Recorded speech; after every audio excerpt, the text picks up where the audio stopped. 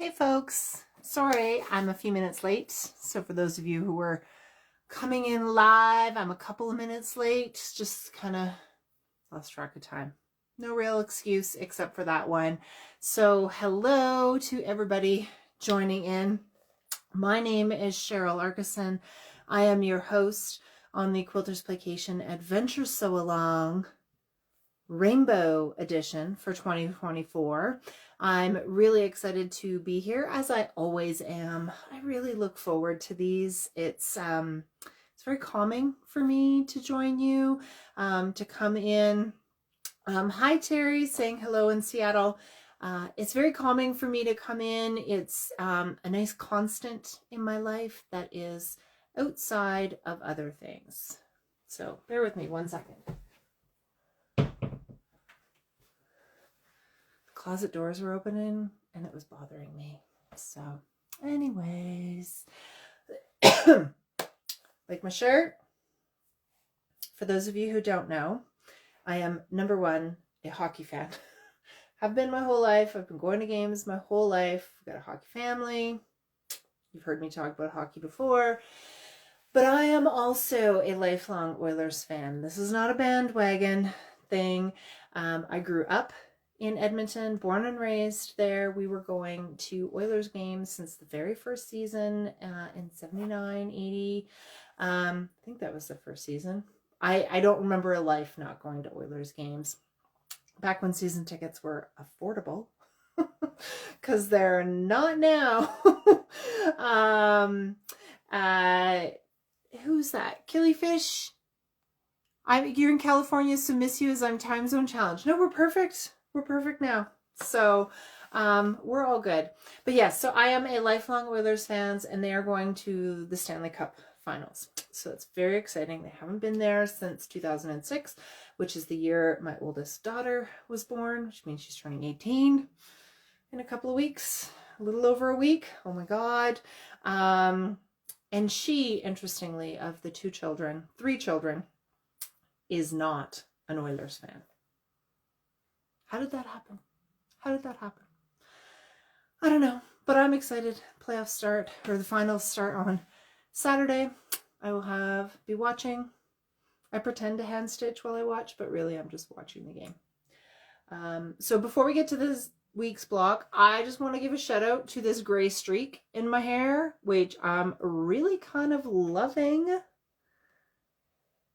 I don't have a problem with my grays. I've never covered my grays. I don't care. But I am loving this gray streak that is showing up, and it's not just the light.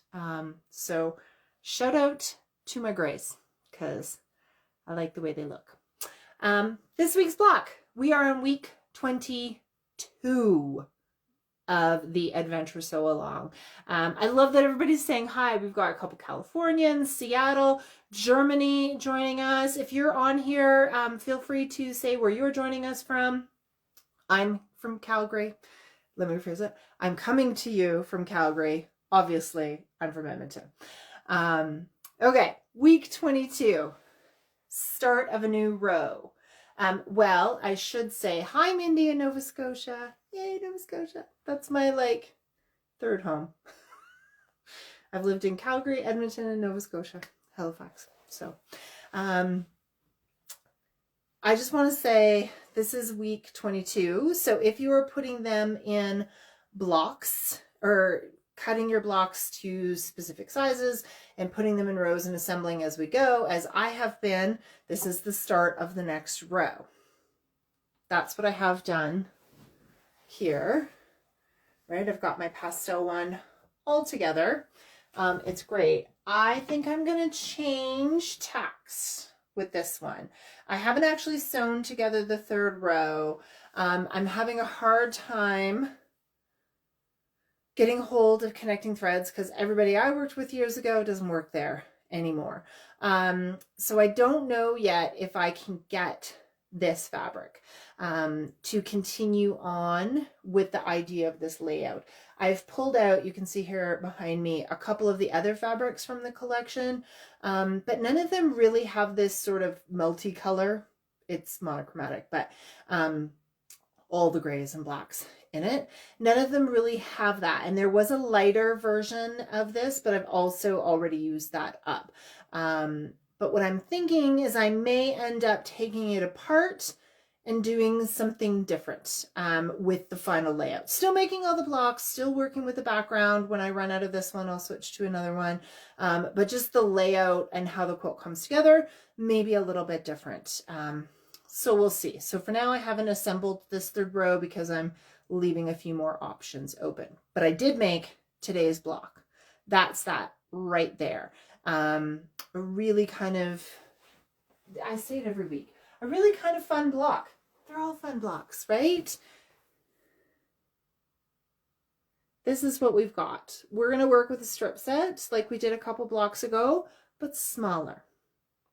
Okay, we're going to work thinner and smaller and go with that and make this 4-patch block.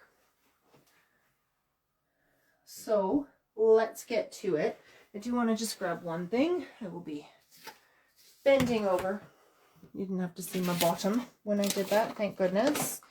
And I'm going to grab a new dry erase marker. Of course, this, there we go. The dry erase did not want to erase because I want to show you some math.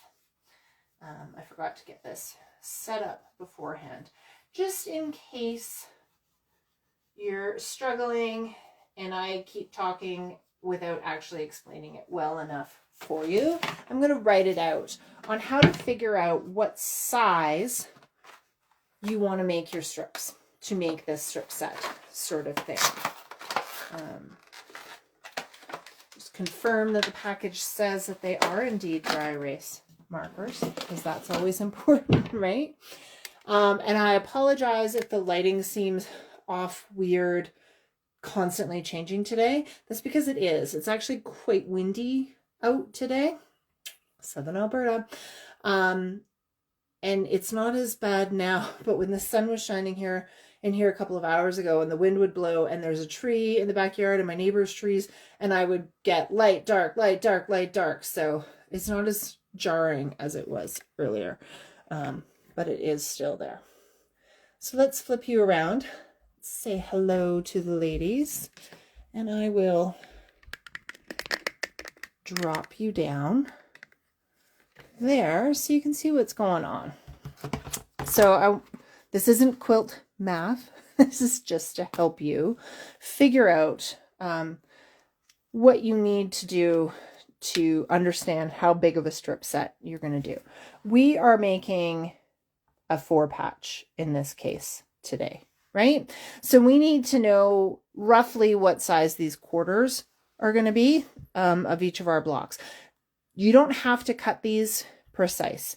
You don't have to square these up precisely at all. I am going to today so that I can demonstrate this method, but you can have a lot more freedom and fun and have them be all different sizes if you want to, and then square up the overall block. Remember, it's your block. We're playing. Anything goes. But on my large blocks, these are ending up at 10.5 inches square. Obviously, when they get sewn into a quilt, that means they're 10 inches. But for now, when I square them up, they end up at 10.5 inches, which means I need these quarter sections to equal 10.5 inches. The easiest way I can tell you to figure this out is to add your seam allowance. So it gives me up to 11 inches. And then from that calculation, you're going to divide that by 2. So we added 0.5, which is the seam allowances on each of these quarters, right? Technically, we have them on these sides, but we need to add them on those sides. So I added the 0.5 for each side on each one. And then I need to take that 11 and divide it by 2. Okay, which gives me 5.5 as the answer. So I know that my strip set that I put together needs to be at least 5.5 inches wide, right? Or tall. And then the length of it, because I'm going to be putting this together as a long strip set and cutting my pieces out of it, I need that to be at least 4 times that length, right? Which is 22 inches.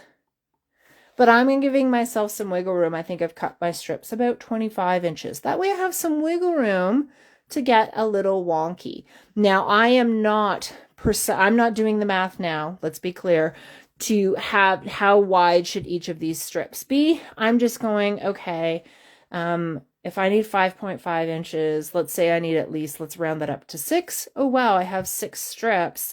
So if I cut it so that each strip finishes at 1 inch, right, which means I'm cutting 1.5 inches, I have lots of wiggle room. Some I cut smaller, some I cut thinner, right? We're having 6 strips together. 1, 2, 3, 4, 5, 6. That's making up our strip set, right? So this has to be at least 5.5 inches, at least. Round it up to 6 to give yourself a little bit more wiggle room. Some of these can be wider, some of them can be narrower, but that's just to help you know what sort of width you need to cut of the strips. Because we can cut randomly and hope for the best and just make corrections if we need to. That works too, but we're going to go with that. Can you use the strip sets we made earlier? Not really, because they're probably too wide. We were making those big enough to be big enough for an entire square, not just the 1/4.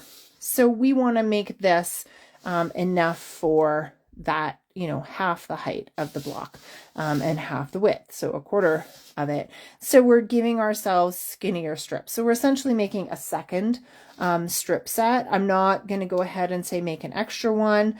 You can use scraps to make this strip set. Maybe you have some smaller pieces.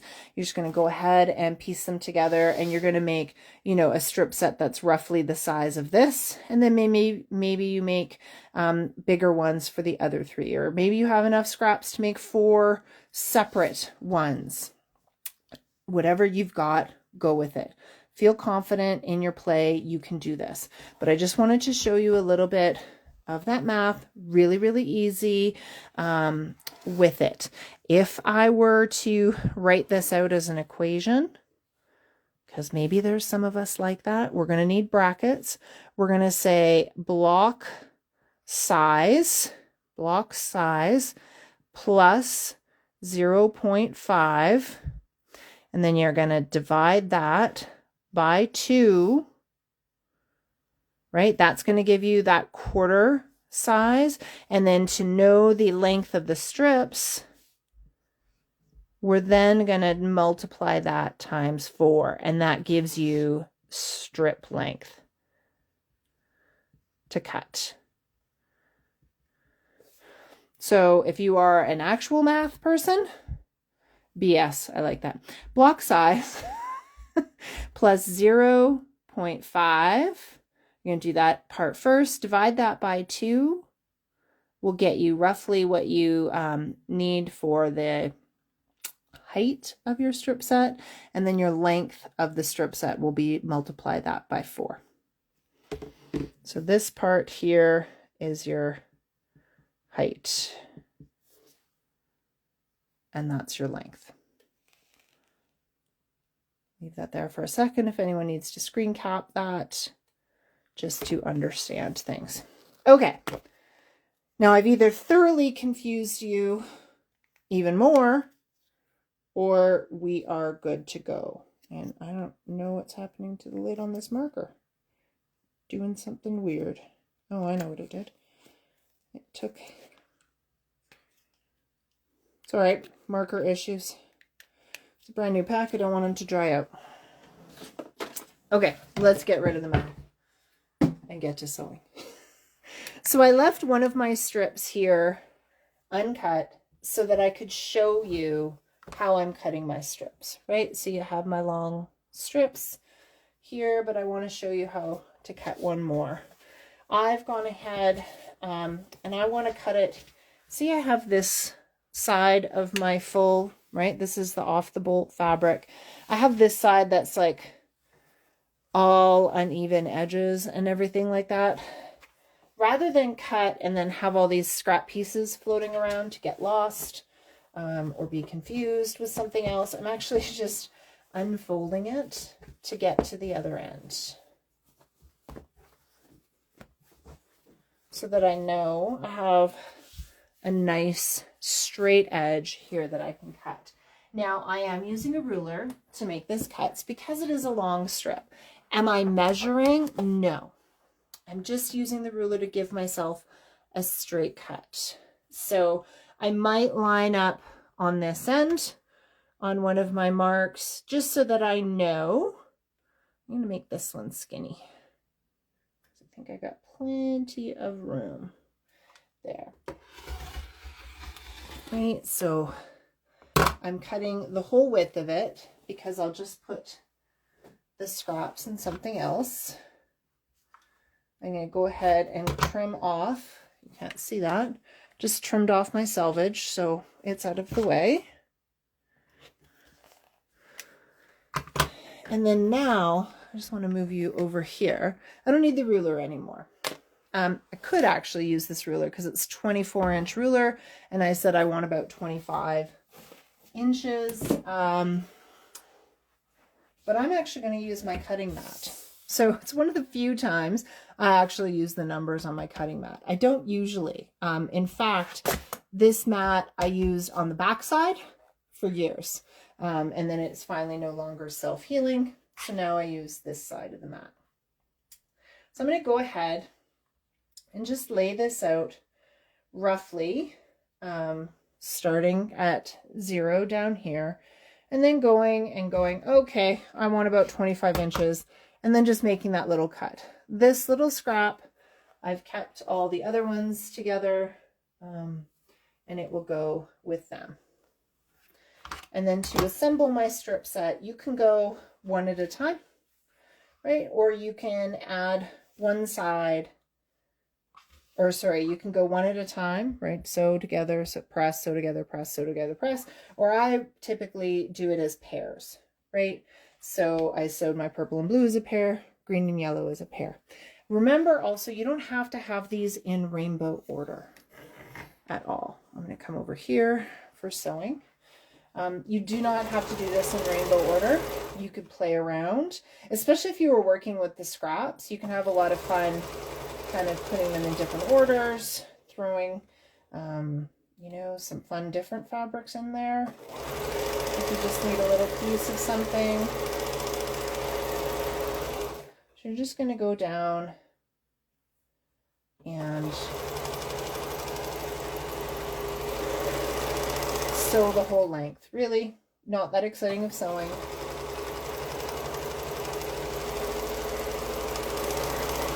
Truth be told, I actually really dislike sewing long straight seams. It's why it takes me forever to make quilt backs. Even if there's only like 1 or 2 seams in it, it takes me forever because I just really dislike long straight seams for some reason. I don't know why. I can't be the only one. If you're like me, let me know. So for pressing, press your seam flat, and then I'm just pressing in one direction here. So all of my seams are pressed in the same direction, and I'm doing that no differently on this strip here. Now, I noticed, because I didn't cut this based off of what was on the edge of my fabric, that I have some unevenness, right? This side right here is actually thicker than here. If that's going to bother you, you can take your ruler and give yourself a nice straight cut. If it doesn't bother you, and so then your strip will get a little bit wonky one way or the other, go for it. I'm going for it here because I think it'll just provide a little bit more interest in the finished block. So I'm just going to go ahead now and sew this last seam to get our strip set together. And then the magic will really come in the next step. If you've cut your strips fairly randomly as you've made this, check as you're sewing together that you're going to be wide enough, because maybe you're going to need to recut, I should say, and one of your strips because it's too small, right? It's just too skinny, and you're going to lose a half an inch that you need somewhere. Likewise, you may have cut your strips really big and you're not going to see one of the colors or two of the colors. That's not actually the end of the world. You can do some interesting things that way, right? Then your block will have a lot of really interesting variety, right? So play around with it. See what's there. Make sure you check out the hashtags if you're unsure, because you can see what other people have done with their blocks. And you can go from there. Okay. Just do this final press. Now this is the point where you want this to be pressed well. Okay, you want this to be nice and flat. I'm just going to bring you over here. You want this to be nice and flat because we're going to be cutting our squares out of this. So make sure you're using your pressing spray. You could use starch if that's going to be comfortable for you, right? Or steam on your iron is another good option. So I'm using a bit of my flatter. Love my flatter, particularly for this improv work. If you haven't heard me say it before, this is flatter. It is a pressing spray. That's awesome. Non-starch based. Okay. Nicely pressed, nice and flat. Now what do we do? Well, we've got to cut this into our pieces for block assembly, right? So I'm going to take a ruler.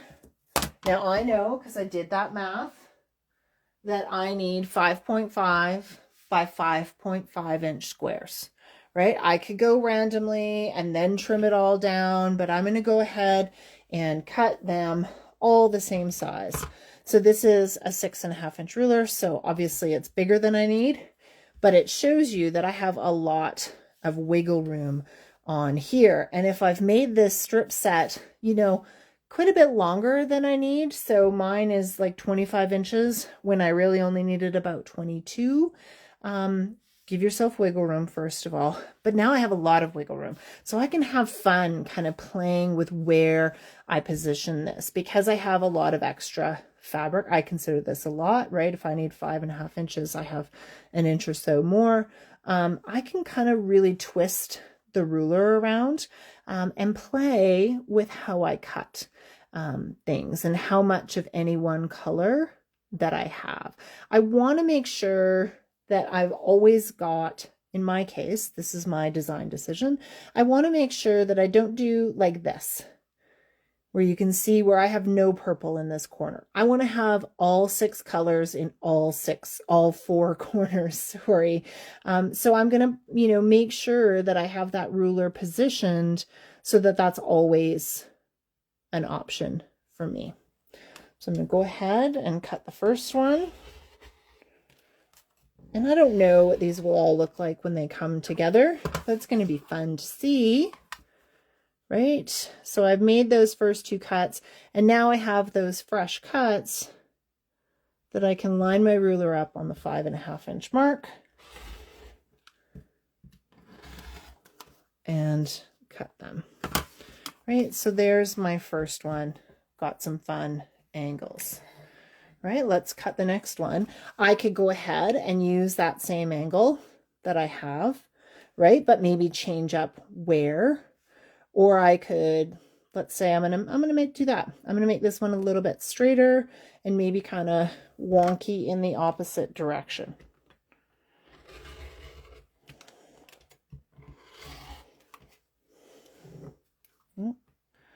Did not cut enough there. Now I flip it around and I can cut at that 5.5 inch mark. A little bit off there.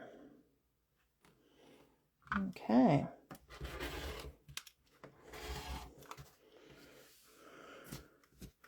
right? So now I have 2. Can get an idea of how things are going to come together. And there, let's make this one, I'm going to add a lot of pink on this one, as much as I can, really, but I want it to be a little bit wonky in this other direction. So 5.5 inches there, 5, see, I'm not going to have enough purple in there, so I want to move that up just a little bit so that I'm going to make sure that I have the purple there.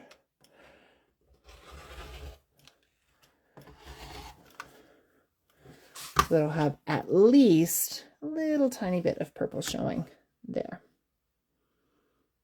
But you don't have to. That's just my design decision that I'm doing. Because why not? And just before I lay that one out, because I don't want to cut it by accident, you know, now I'm going to cut the last one. And because I gave myself those extra few inches, I have that wiggle room to play around with where this is going to go. And I'm going to go again for this kind of really sort of sharp angle there. Just making sure I have enough.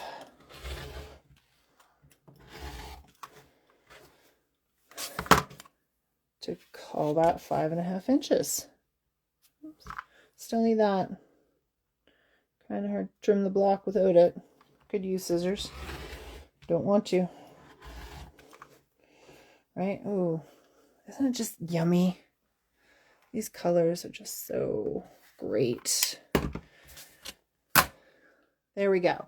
So now I'm going to play with how I put it together. So you can see on the first one, just going to bring this over here, right? I had all my whites in the center. It kind of creates this really, really fantastic effect of the pinwheel. You can play with whether it's dark or lights in there and have some fun. So I think I'm going to go with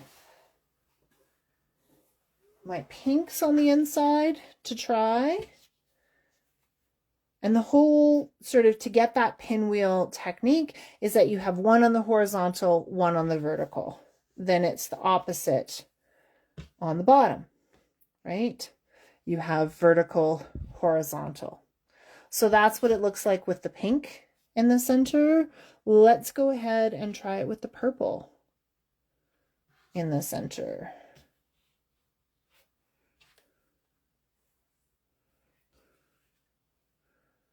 Right? Bit of a different impact with it. Does it have to be the same on both sides? No, it doesn't. Right? We can play around with stuff like that. Maybe we have 3 the same and 1 different. Right? You have that choice to go in kind of different ways with all of this. I kind of like the way it is right now. I do prefer the pink in the center over the purple. I kind of like it where the one is just a little bit different, right? And then we're getting that secondary line with the purple. So that's what I'm going to go with, right? You don't have to go with that straightforward, predictable kind of nature with the layout. So you can go a little bit fun with it. Be fearless. It's only fabric. It's only fabric. So now we're going to assemble this like we would any other 4-patch. Right? We sew the 2 top blocks together, and now we're going to sew the 2 bottom blocks together. I'm chain piecing them as I sew them, but it's not necessary to keep them attached because you're only making 1 block at a time. We're not going to get confused with which one goes where or anything. And even if you make a mistake there, is it really the end of the world? No, not at all. Not at all. So now on pressing, this is where when we go to our assembly, so you can see I have my horizontal ones here and my seam here. I actually want to press towards that vertical one. Why is that? Because there's no seam allowances on this side, but there's tons on that side, which means it's going to lay flat if we press it to where there are no seam allowances. If I press it towards this one with all the horizontal, guess what? It's going to be bulky, right? Now, it's going to look funny the way I have this laid out right now, because it's going to look like, oh, you're piecing it together like that, which you could do, but I think that's a different block. That's the way they came to the ironing pad. That's all. I still want it this way, like I had laid out. Now, because we have pressed towards the vertical and we have it going like this, where we have one in horizontal, one vertical, one horizontal, one vertical, or whatever your perspective is, these seams will go in opposite directions, which means they'll nest together quite nicely when we sew this block together. So now I'm going to fold those right sides together and I'm going to sew down this last seam. Now you'll see, whoops, as that wants to tip over on me. I'm not going to pin this. I am not a pinner unless absolutely necessary, and I don't feel that it's necessary here. So I line up that first bit. You can see I haven't even lined up this. That's fine. I want to get this in the machine, stop with the needle down, and now I'm going to go to my intersection, right? The center of the block. Remember I said it was nesting together? The joy of those nesting seams is that you can feel when they're lined up. So now I know they're lined up, and I'm just going to hold that in place. You could absolutely pin that in place if that makes you more comfortable. I've gotten past that center point, and now I'm just going to make sure that I'm lined up at the bottom here. Make any adjustments to the blocks to make sure that they're lined up here, and go. Is that any faster than pinning? Probably not. I'm not going to say that it is, but it's just the process that I'm comfortable with. Okay? If you're more comfortable with pinning, by all means, pin away. All right? Okay, let's press this one. I am going to press this open, so that way I don't have to choose, because I have all these seam allowances here, but none here. But it's the same thing on the other side. So to not have bulk on either of those, we're just going to go ahead and press open.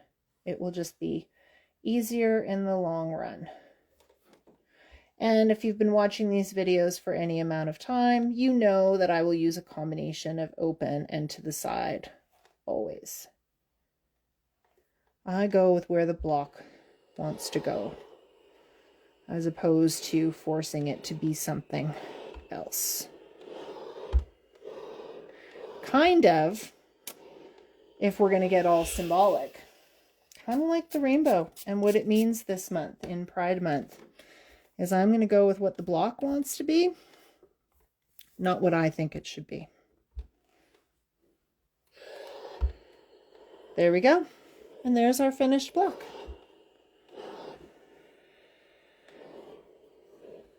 Isn't that fun? I like that I went a little unconventional there. So let's go over here and look at the two blocks side by side. So you can, of course, have all of one color lining up, coming together in the center so that it looks like a fun little pinwheel, or you can play around. Right? Having the one just go a little bit of a different way to create some sort of different dynamic movement. Both work, all work, right? We're playing here. We can do whatever we want. So I just have to laugh because my daughter, who I mentioned before, is about to turn 18. And there's been an expression in our house. Ooh, I feel like that's about to pop out. There's been an expression in our house as the kids have gotten older. And they're like, why can't we do this? That's not fair, right? Like all kids. And my husband would always answer, what do you get? Or, what do you get to do it if I don't? And my husband would always say, because I'm an adult and I can do whatever the F I want. And my daughter told me the other day, the one who's about to turn 18, this is the monster. She's like, I'm going to be 18 and I can't wait to say, because I'm an adult and I can do whatever the F I want. So, should be entertaining for us because, like most kids these days, she's not moving out of the house anytime soon. The market being what it is, the world being what it is.